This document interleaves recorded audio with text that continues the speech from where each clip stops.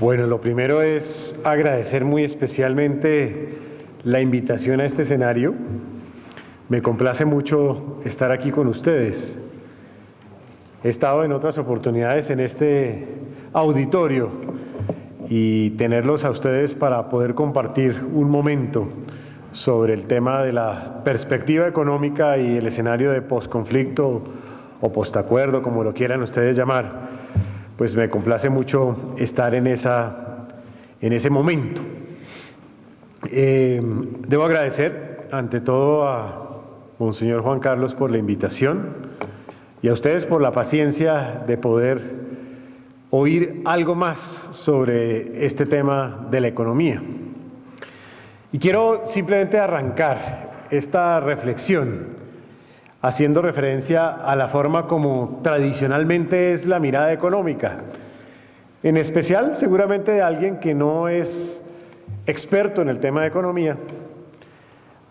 Entre otras, además, creo que no hay expertos en materia de economía, porque dicen algunos que los economistas decimos para dónde va el país en materia económica y después tratamos de explicar por qué no iba para allá en materia económica.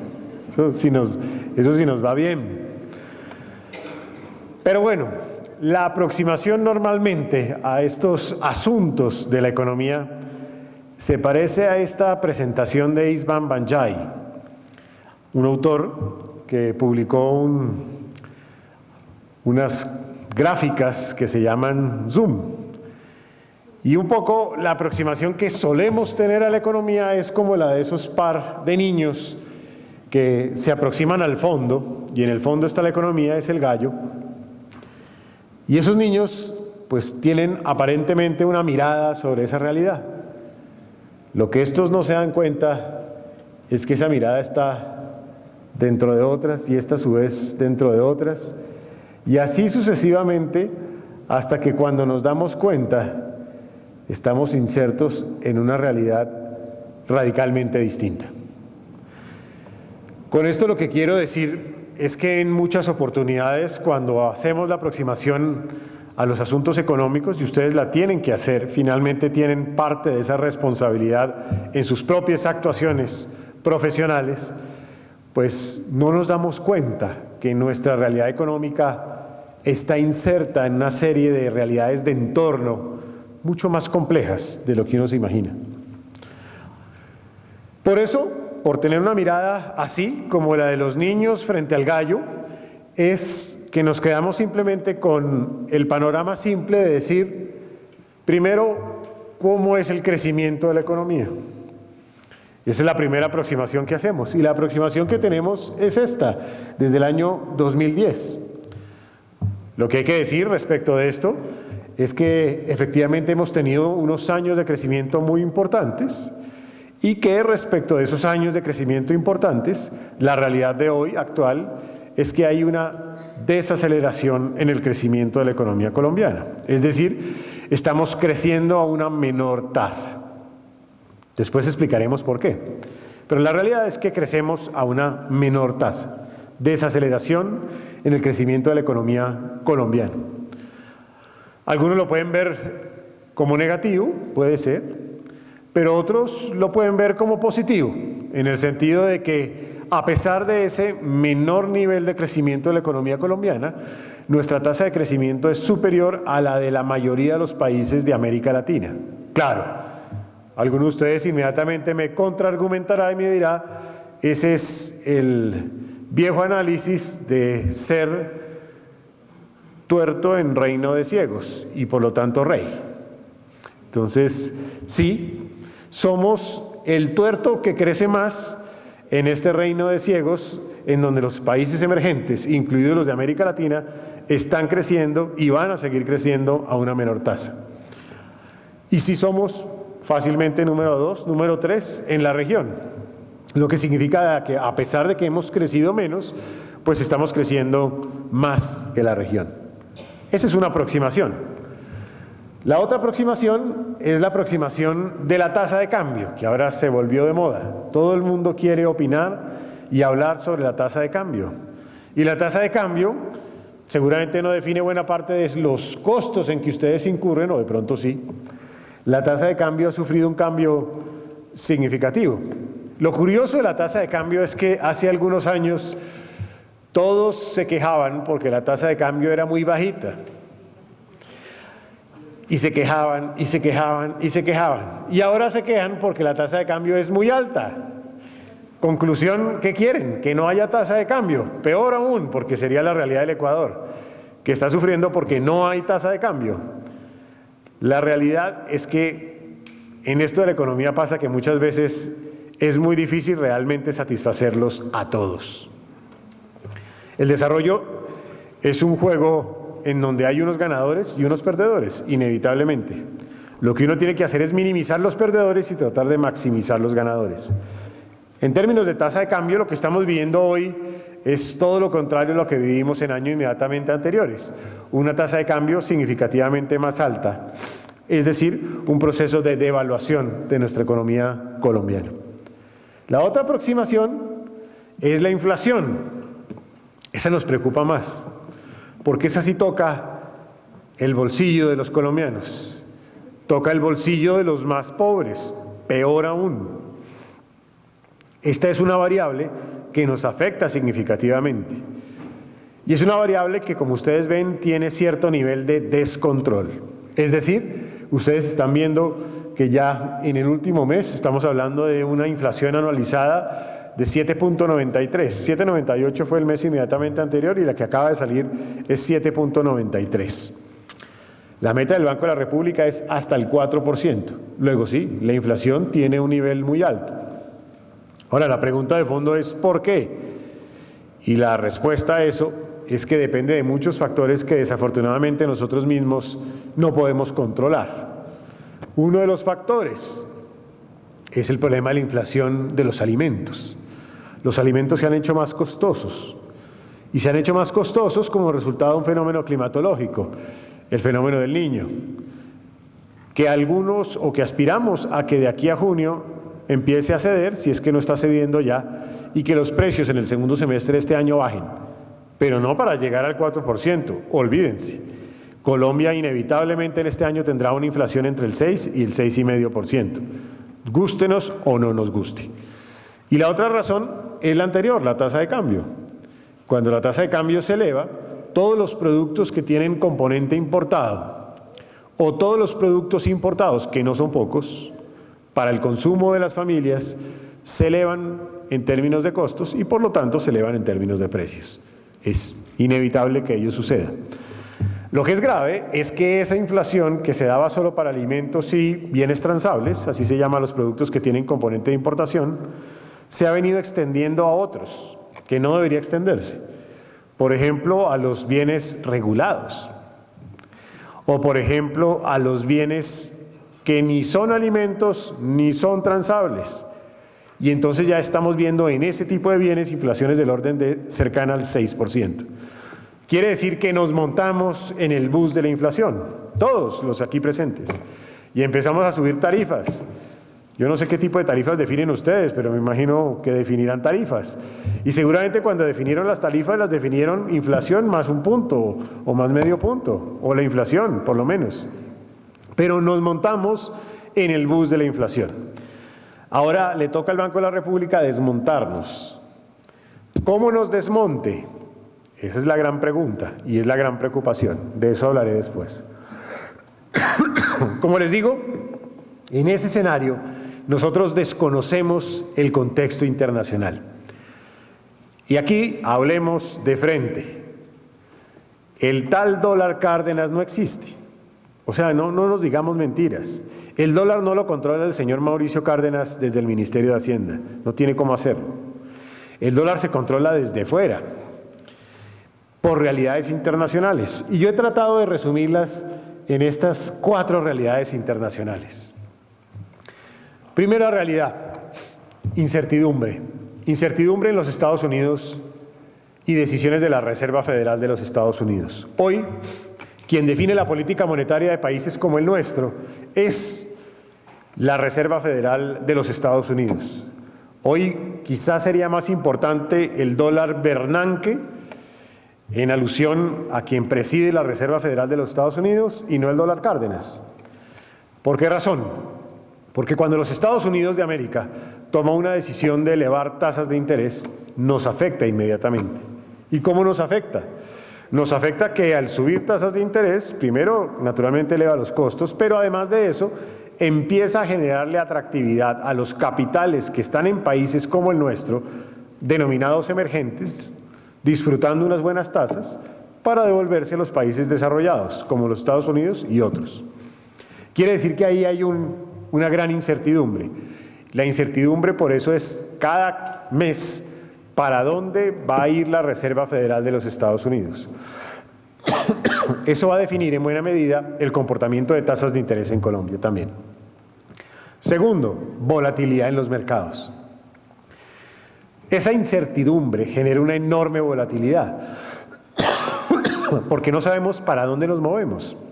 No sabemos si las tasas deben subir, si las tasas deben bajar, si los precios van subiendo o van bajando, ¿para dónde van? Entonces hay incertidumbre derivado de lo cual se genera una volatilidad en los mercados. Por eso ustedes vieron la tasa de cambio como está, sube, baja, vuelve y sube, vuelve y baja. 3. Decisiones de los bancos centrales. Hablemos del colombiano. ¿Para dónde debería ir la tasa de interés? Pues es preocupante que como reacción al problema de los alimentos y al problema de la tasa de cambio, la reacción del Banco de la República sea elevar tasas de interés. Porque la elevación de tasas de interés tiene un impacto muy complicado. Ay, muchas gracias. Es que tengo una gripa violenta. La elevación de tasas de interés tiene un impacto muy complicado en la medida en que nos aprieta, porque hace más costosos los créditos a las personas y por lo tanto nos aprieta. Y apretándonos, pues claramente reducimos la demanda y por ende caen los precios. Pero ojo, la razón por la cual subían los precios era por un problema de oferta, tasa de cambio, costo de los alimentos. La razón por la cual nos van a apretar es por una razón de demanda.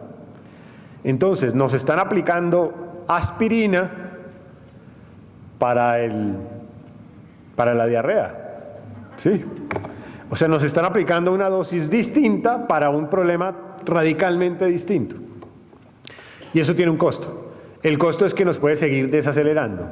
Todavía el Banco de la República dice, no hay impacto de desaceleración, pero va a haber.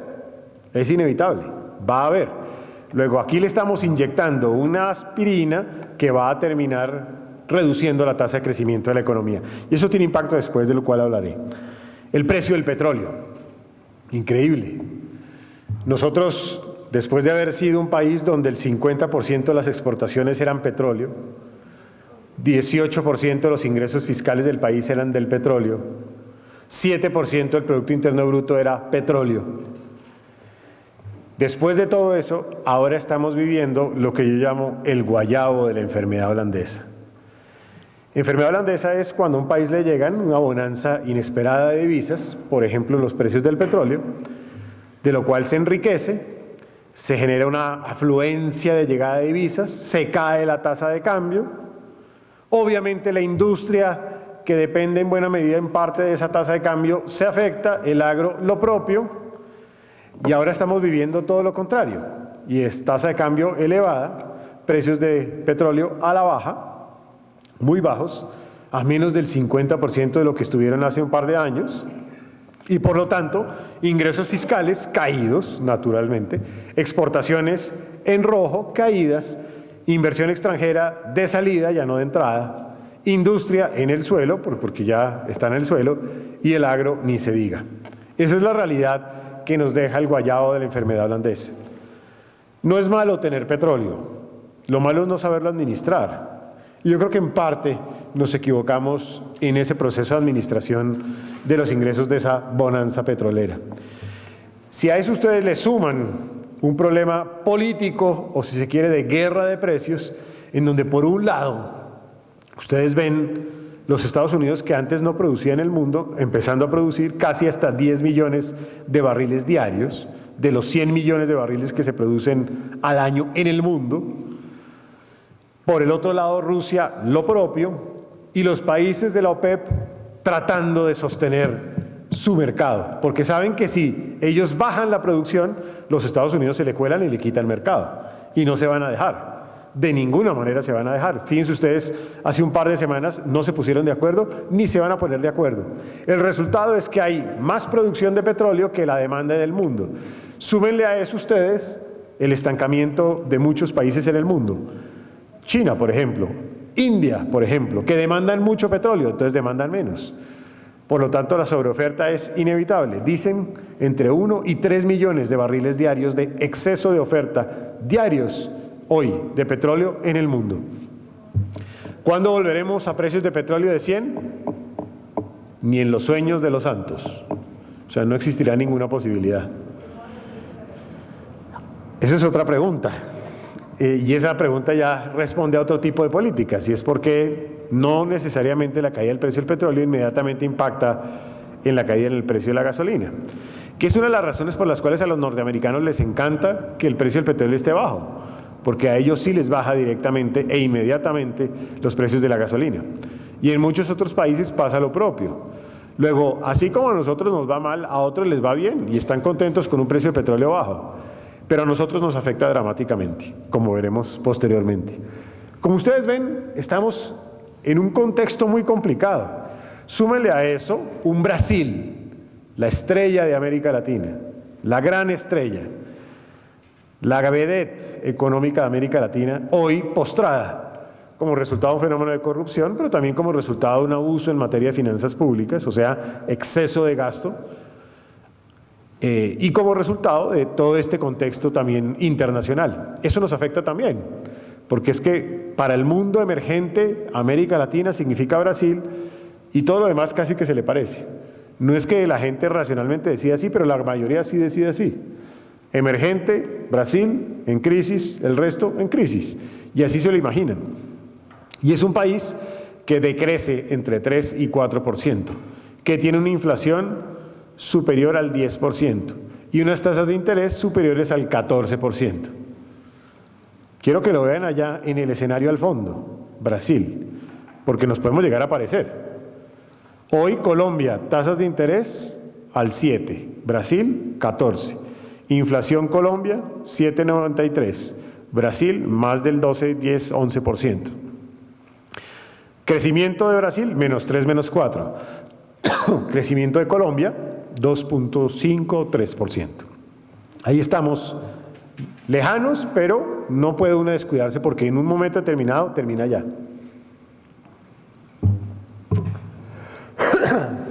Muy bien. Todo eso se refleja inmediatamente en una balanza comercial negativa. Miren ustedes, desde el 2013, negativa la balanza comercial colombiana. Se importa más de lo que se exporta. Y las tasas de crecimiento de la cual ya hemos hablado. Mientras tanto, China en caída libre también, y los precios internacionales de las materias primas en caída. Justamente no es solamente un problema de petróleo, sino también es un problema de otros commodities en la economía colombiana. Esa es la realidad a la cual estamos enfrentados. Ahora, esa realidad hay que ponerle una dosis también de optimismo, porque no podemos tampoco ahora caer en el pesimismo absoluto y terminar pensando que no tenemos nada que hacer. Sí tenemos mucho por hacer. Lo primero que tenemos que hacer es reconocer que hemos tenido unos avances importantes en temas claves. ¿En qué temas hemos tenido avances destacados? En la reducción de la tasa de desempleo. O sea, este país ha venido haciendo un esfuerzo importante en reducir casi que a la mitad la tasa de desempleo del país. Y eso es importante, porque eso significa oportunidades de ingreso para las personas. Eso significa mejoramiento social en la economía, eso significa algún nivel de ascenso. Alguien me dirá, sí, pero en el último mes creció un poco. Sí, creció un poco. Naturalmente estamos creciendo menos y entonces la tasa de desempleo tiene que aumentar un poco, pero no puede uno dejar de reconocer que si antes estábamos en el 14, hoy ya estar a una cifra es un avance importante. Más importante aún cuando esa cifra se acompaña de una reducción en la tasa de informalidad. ¿Que sigue siendo alta? Sigue siendo alta. ¿Pero que ha reducido? También ha reducido. Y esto también es un avance importante porque significa no solamente reducción del desempleo, sino empleo de mayor calidad. Y eso es un asunto que socialmente tiene un valor para un país. Simultáneamente, tenemos que reconocer que los indicadores de pobreza absoluta y pobreza relativa en Colombia se han reducido a menos de la mitad, por lo menos en los últimos 20 años. ¿Que siguen siendo altos? Seguramente sí, pero que se han reducido a menos de la mitad también es importante y es destacable y es un avance importante. Ya lo decía Luis Alberto Moreno, presidente del BID, en un informe reciente sobre la economía en América Latina y particularmente en el caso colombiano, quizá uno de los avances más destacados que ha tenido este país es la construcción de una nueva clase media emergente, si ustedes me lo aceptan, también vulnerable, pero es clase media, con empleo, con menores niveles de pobreza absoluta y de pobreza relativa, que tiene también un mayor nivel de formalidad en la generación de dicho empleo. Y esto es muy importante, se calcula hoy en más del 50% el total de clase media en el país.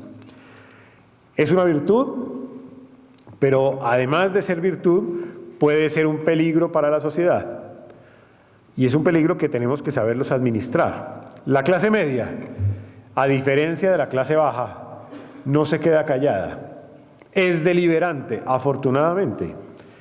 Y es deliberante cuando no le dan educación de calidad, salud con calidad, justicia.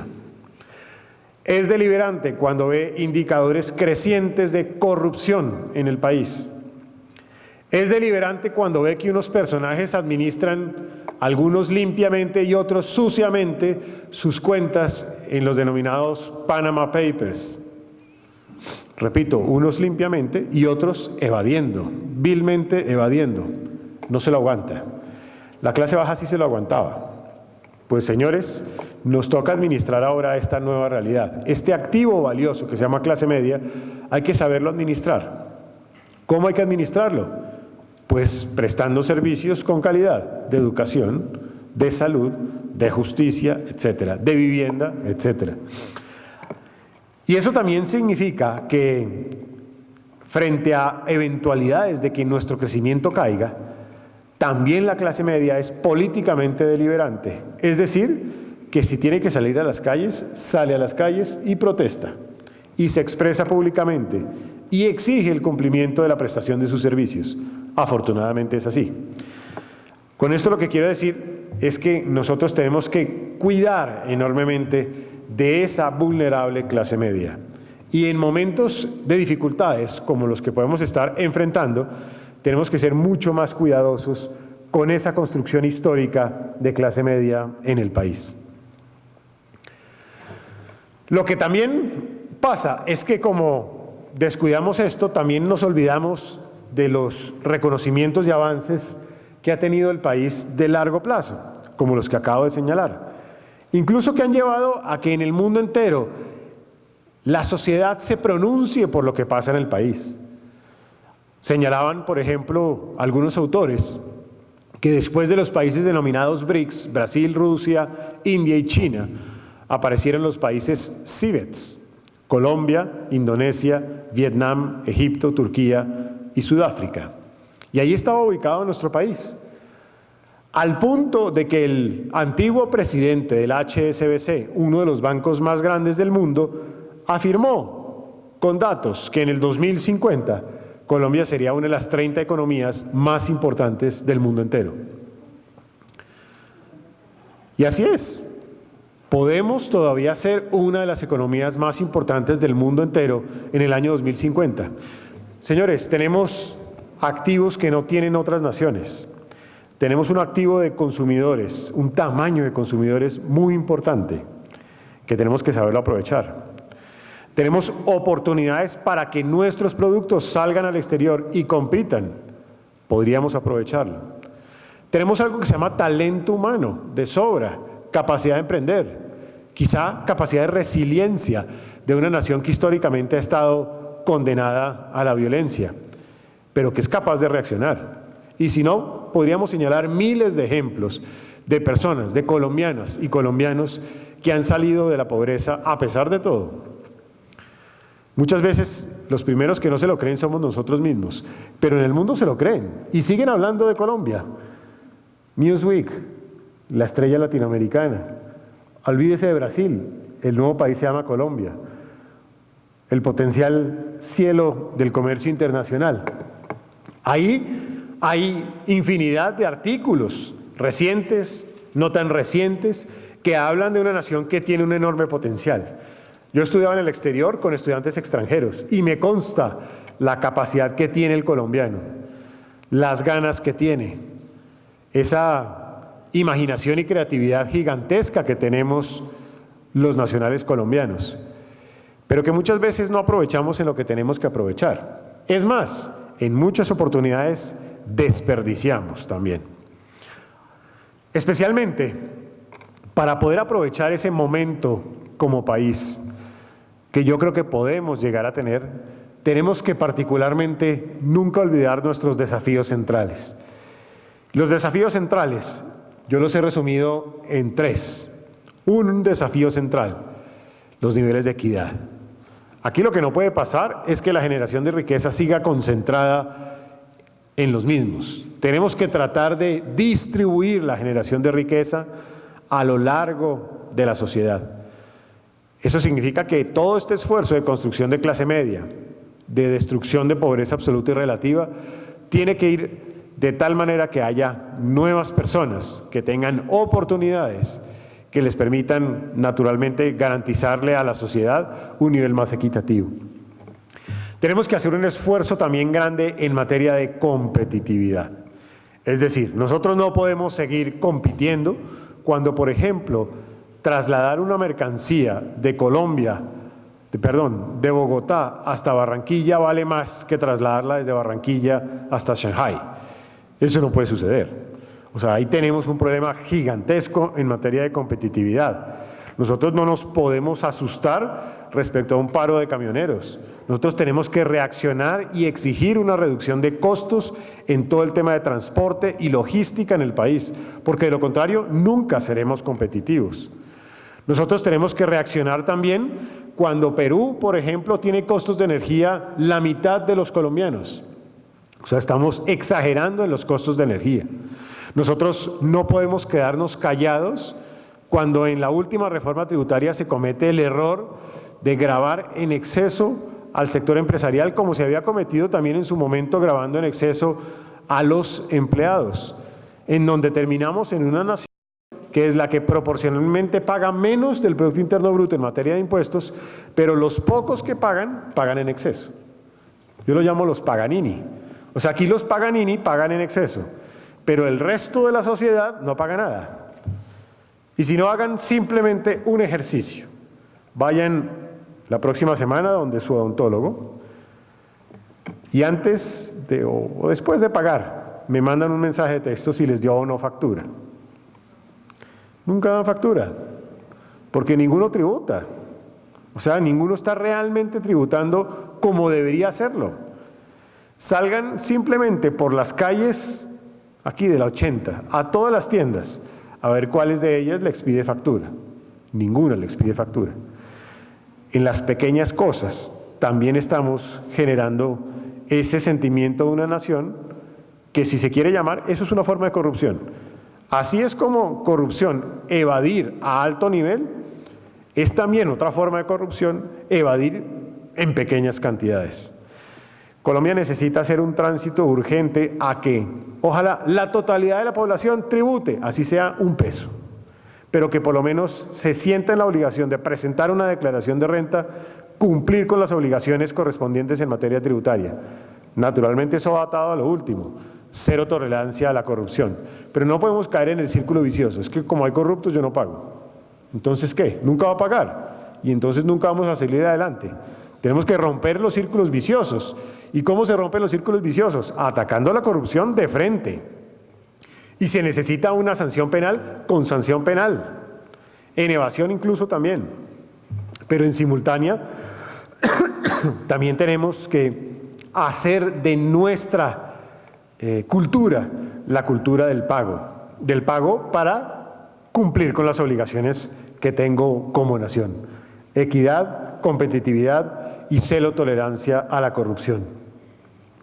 Y hasta el momento no he hablado nada de paz, porque es que la realidad del país es que aquí no es solamente la película de la firma de un acuerdo de paz, y eso ya como por generación espontánea, como por presencia del Espíritu Santo, ya todo se va a mejorar. Eso no es cierto. Nosotros tenemos que preparar el país en el escenario del posacuerdo en simultánea con la firma de los acuerdos. Las dos cosas son necesarias. Estos temas, incluso con firma de acuerdo o sin firma de acuerdo, son indispensables. Nosotros no podemos dejar de trabajar en ese frente. Naturalmente, la firma del acuerdo nos da otra serie de oportunidades, pero no es por generación espontánea que solo con la firma del acuerdo ya todo lo demás se va a solucionar. Eso no es cierto.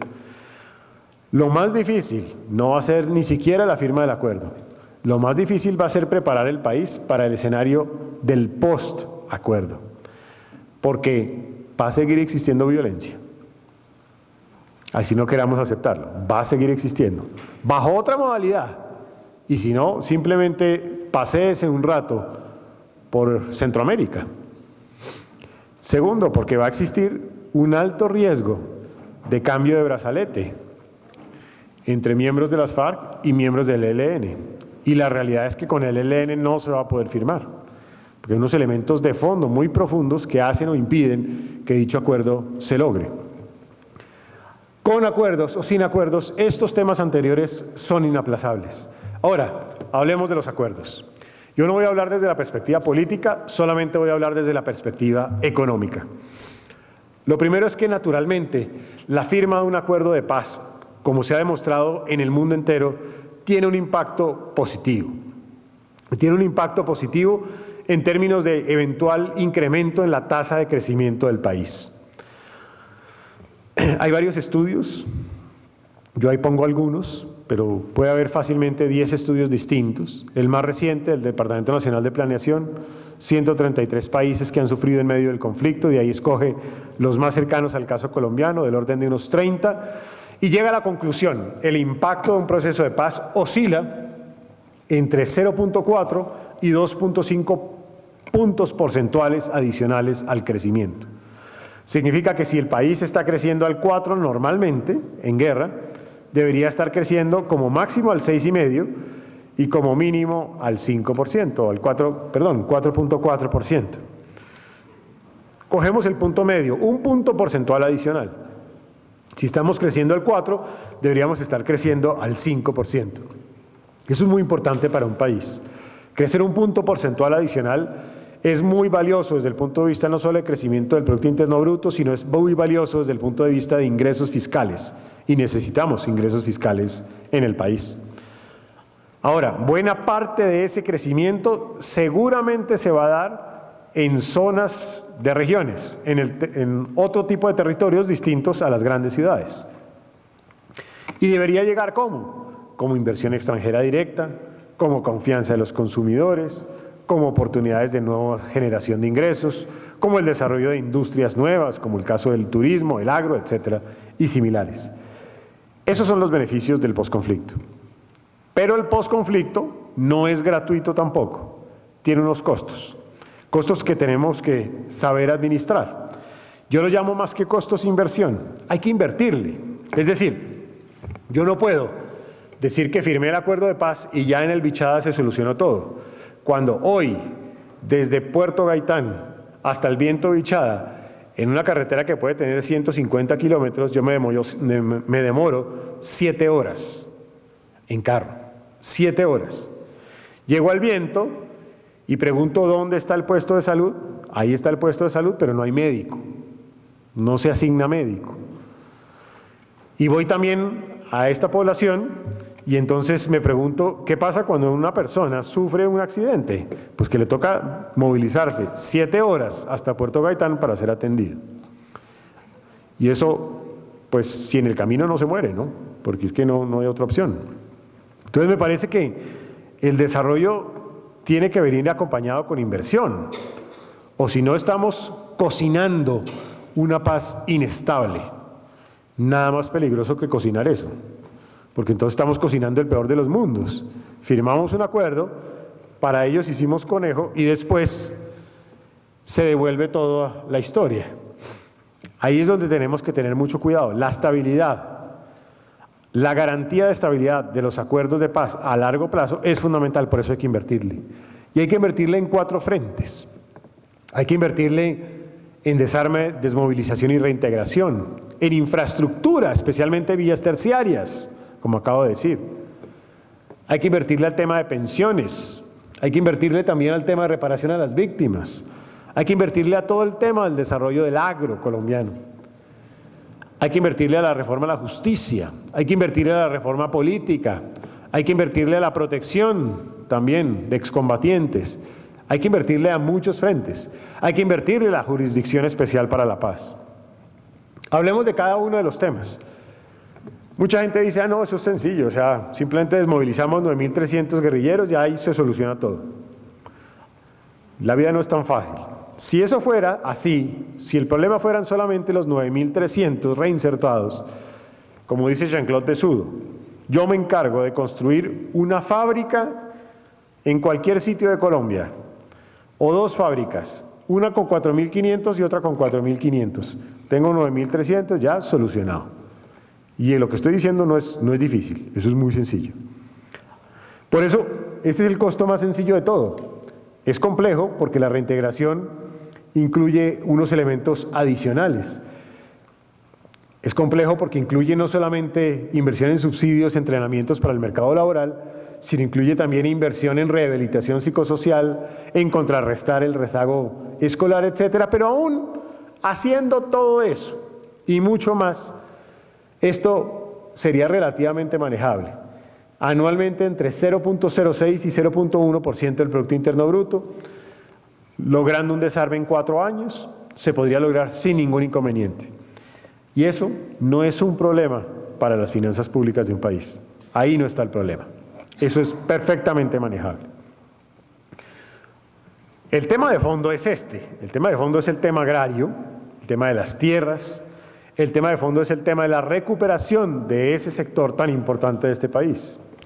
Todo el sector agrícola colombiano, en donde hay fenómenos de marginalidad, de exclusión, de inequidad mucho más grandes que los que se dan en las grandes ciudades de este país.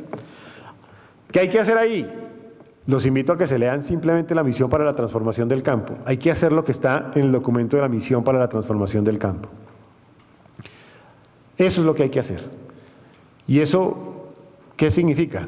Bueno, eso significa recursos importantes. Eso significa recursos supremamente importantes.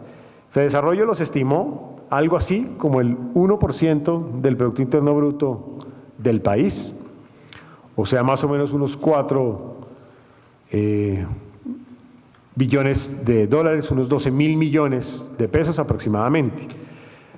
Nosotros, con base en varios estudios, hemos estimado que todo esto, con compra de tierras, etcétera, reparación a las víctimas, etcétera, sería del orden de un 21% del Producto Interno Bruto del 2014 anualmente, lo cual pues es impagable. Por eso es que simplemente le bajamos el tamaño al nivel de la reforma agraria y al final lo reducimos significativamente, como veremos posteriormente. Eso tiene que venir acompañado, como ya lo digo, de reparación a las víctimas. La reparación a las víctimas es otro de los costos importantes, que además es absolutamente indispensable. Estamos hablando aquí de todos los desplazados por la violencia. 5, 6, 7 millones de personas. Inicia ya desde el año 2011 y nos puede costar del orden de un 16.3% del PIB del 2014. Y todo eso incluye restitución de tierras, atención educativa, salud, albergues, asistencia alimentaria, compensaciones monetarias, etc. A eso hay que sumarle infraestructura y pensiones. Infraestructura en redes terciarias, que puede estar del orden, estimado por varios, de 0.7% del Producto Interno Bruto anual. Pero a eso hay que sumarle el tema pensional. Miren, en el tema pensional estamos cosechando el problema social posiblemente más grande que vaya a tener este país de aquí a unos 30 o 35 años. Y nadie se da cuenta porque a nadie le importa. Con mucho respeto de los aquí presentes, de algunos de los aquí presentes, Yo los denomino una generación ladrona, porque es una generación que se va a pensionar con los recursos de esta generación. Ahí hay una transferencia intergeneracional. Para bien o para mal, no importa, esas eran las reglas de juego y así era la ley. Pero la generación actual de jóvenes, de todos los estratos, no va a tener posibilidad de pensión como la que ha tenido esta generación y las anteriores. Va a ser impagable la deuda pensional para ese momento. Y empezaremos a ver adultos mayores de aquí a 30, a 40 años, simplemente olvidados socialmente o con serios problemas de administración para los hacedores de política económica de ese momento.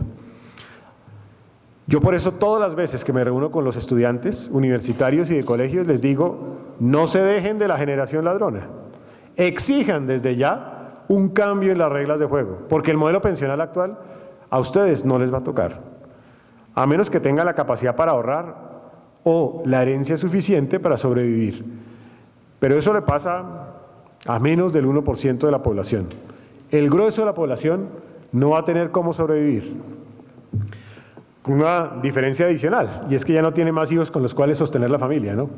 Porque la disminución en la tasa de natalidad naturalmente tiene un impacto, y es que buena parte de la generación actual que no se pensionó, porque no tenía con qué, vive de sus hijos, pero tiene más hijos para vivir. En las siguientes generaciones va a ser mucho más difícil de administrar.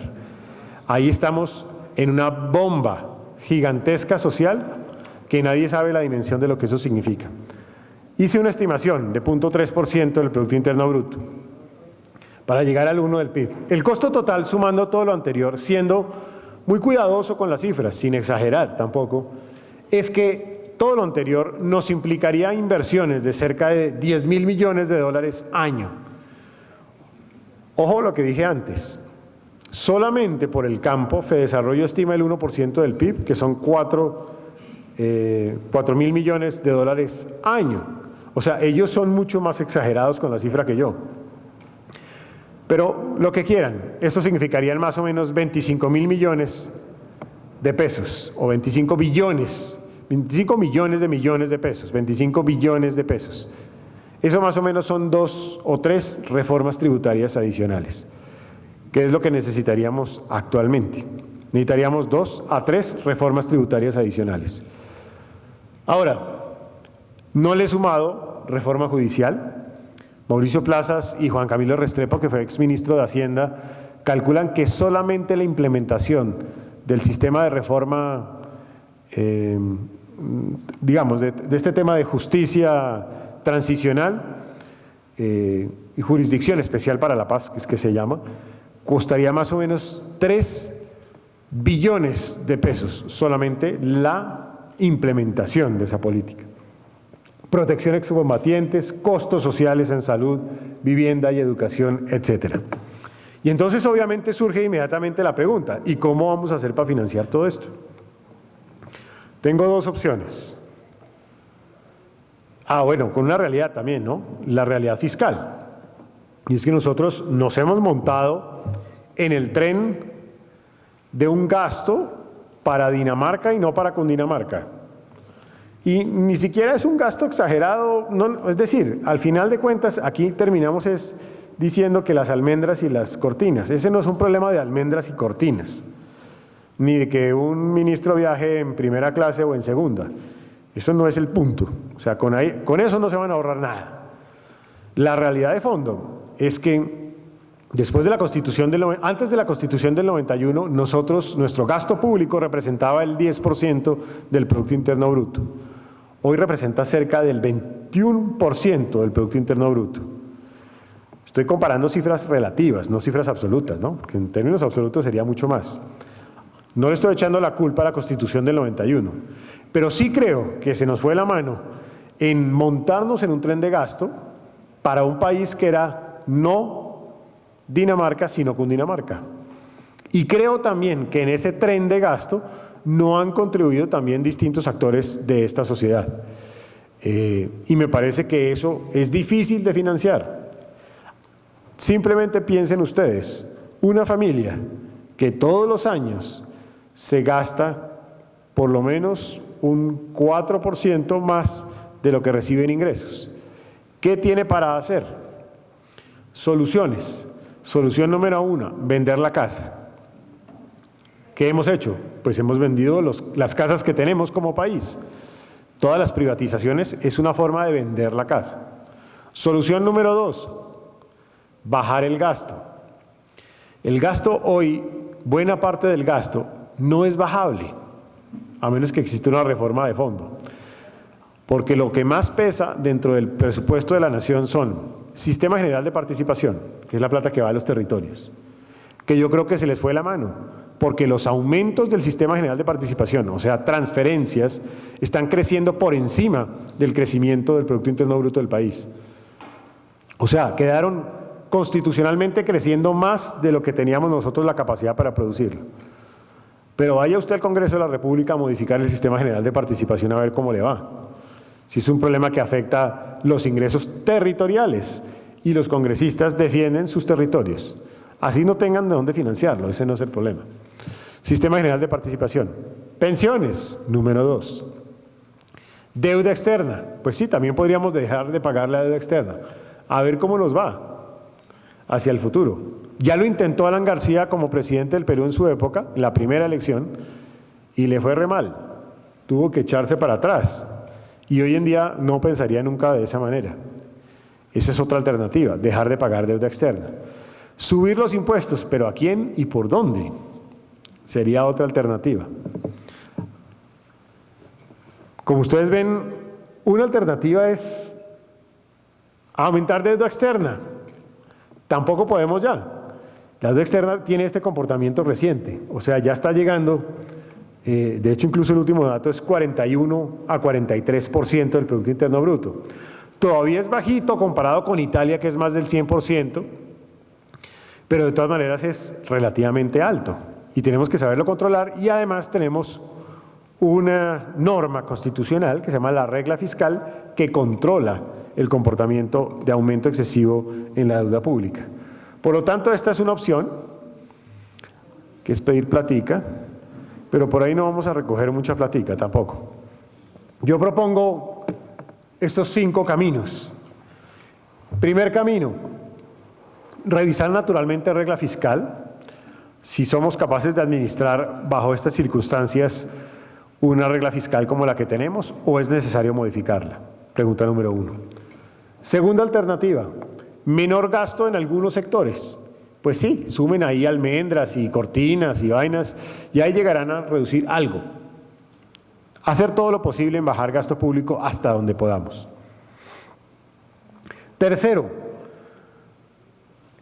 apoyo de comunidad internacional. Toca salir con el sombrero pues, a recoger algo, pero ustedes ya vieron cómo nos fue con el tema de paz en los Estados Unidos, que eso no es gran cosa. No vayan ustedes a creer que con eso estamos recogiendo millones. Cuarto, hay que hacer una reforma tributaria también, gústenos o no nos guste. Y se viene de todas maneras. Una reforma tributaria que ojalá ingrese más personas a la base tributaria, no que termine cobrando en exceso de lo que tiene, y que nos vuelva un poquito más competitivos. Creo que hay que trabajar también en mayores niveles de crecimiento de la economía colombiana. Eso hay que hacerlo, y hay que hacerlo pronto. Nosotros no podemos con este nivel de crecimiento generar recursos suficientes para soportar la dinámica de gasto que tenemos. Y creo que hay que abordar de frente también el tema de la corrupción y el tema de la evasión. Juan Ricardo Ortega, exdirector de la DIAN, calcula la evasión del orden de unos 50 millones de pesos, o sea, 50 billones de pesos año. Devuélvanse a mi cifra mágica, que eran 25 billones de pesos, o sea, es el doble. Ahí hay recursos suficientes, pero hay que entrar agresivamente. Hay que penalizar, creo yo. Hay que hacer un esfuerzo grande de control, fuerte. Hay que lograr que el colombiano, todo colombiano, se involucre en el sistema tributario y tribute, así sea un peso, pero que sea consciente de esa realidad. Miren, muchos de los que han avanzado de clase baja a clase media, como nunca estuvieron acostumbrados a esto, tampoco tributan, no tributan, y hay que tributar. Un país necesita funcionar sobre la base de los tributos. Y hay que controlar la corrupción. Y hay que acabar con la corrupción, que puede ser del orden del 1 a 2% del Producto Interno Bruto. Pero hay que hacer una mezcla de todos. Aquí, como dice Mocus, todos ponen, porque es que todos ganan. Tenemos ahí como un escenario que nos permitiría financiar nuestra apuesta de país, de construir un país más equitativo, un país más competitivo, un país cero tolerante a la corrupción, un país más justo, un país también en paz y que logre efectivamente esa nueva dinámica de paz en los próximos años. Pero la pregunta que surge, ¿lo anterior es suficiente? Y mi respuesta es no. Además de lo anterior, hay que trabajar en por lo menos 3 frentes de trabajo. 1, productividad. Nosotros tenemos que elevar la productividad de los trabajadores en este país, la productividad laboral en Colombia. Les voy a dar un dato. En los últimos 30 años, el crecimiento de Colombia no ha sido como resultado de la productividad. Solamente 1/3 parte del crecimiento se justifica en productividad. 2/3 partes se han justificado en crecimiento de factores, o sea, de capital y de trabajadores. Es el resultado del crecimiento poblacional. Pero cada año crecemos menos, tanto en capital como en población. Y eso es lo que nos lleva a que en los próximos años tenemos que cambiar la fuente de crecimiento de esa vía, porque no vamos a poder crecer más, no vamos a crecer más en población, a la vía de la productividad. Y eso significa elevar la productividad. Y nuestro nivel de productividad es uno de los más bajos, incluso en América Latina. Ahí hay que hacer un gran esfuerzo. ¿Cómo? Con innovación, con desarrollo de agroindustria, con infraestructura y con calidad en materia de educación. Y pertinencia, diría yo. 2, institucionalidad. Necesitamos urgente una reforma a la justicia. Esto no puede seguir siendo carcomida por los carruseles de contratos, los carruseles de puestos, el yo te elijo, tú me eliges, los abusos del sistema judicial en Colombia. Con todo respeto, la justicia en Colombia hoy es una vergüenza de principio a fin. Y necesitamos, claro, comprometernos a reformar la justicia, sin duda alguna, tenemos que hacerlo. Pero nosotros no podemos dejar que esto siga de esta manera como está sucediendo actualmente. Todos, en un momento u otro, hemos sido víctimas de ese sistema judicial, de los abusos del sistema judicial. También una reforma política para que haya participación a otros actores de la sociedad. Una hacienda pública eficiente, lograr que ese gasto público que dije antes sea eficiente. Una hacienda pública equitativa y competitiva. Duélale a quien le duela, aquí tenemos que revisar algunos tributos e imponer otros tributos. Yo, por ejemplo, eliminaría el impuesto al patrimonio, pero dejaría el impuesto a los dividendos a las personas. Porque aquí muchas personas no están tributando. Proporcionalmente tributan menos el gran empresario que la secretaria que tiene al lado, que puede ganar 100 veces menos que el primero. ¿Por qué? Porque es que no hay tributos a los dividendos personales. Hay que tributar sobre los dividendos personales. Y movilidad social. Hay que cuidar los avances en política social. Hay que mejorar en pensiones. Hay que mejorar también en salud, en acceso al sistema de salud. Acceso para todos. De eso se trata la igualdad de oportunidades para todos los actores de una sociedad. Muy bien, señores, yo creo que ahí están como los elementos centrales de lo que yo creo son los asuntos críticos de cara a los próximos años de un país.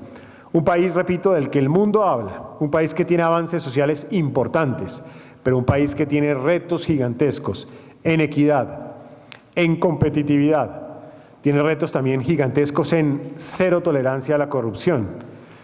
El reto nuestro, naturalmente, de la paz, que lo podemos financiar, que no es gratuito, pero que para financiarlo necesitamos los recursos suficientes y que a lo anterior hay que sumarle productividad, instituciones y un compromiso con la movilidad social y con cuidar muy bien esos avances sociales que hemos tenido como nación.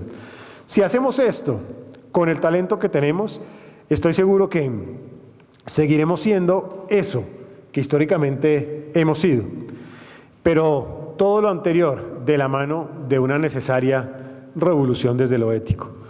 Y quiero con esto simplemente cerrar, porque me parece que desde la perspectiva ética nosotros nos hemos descuidado. Si uno habla de corrupción, por ejemplo, es una expresión antiética. Y en muchos otros estadios pasa lo mismo. La ausencia de solidaridad, por ejemplo. La poca preocupación por la equidad, como si no fuera asunto nuestro. La poca preocupación por la bomba social que tenemos en los próximos años, con los jóvenes que en ese momento convertidos en adultos mayores. Si logramos acometer todo lo anterior, seguiremos teniendo este océano azul de oportunidades.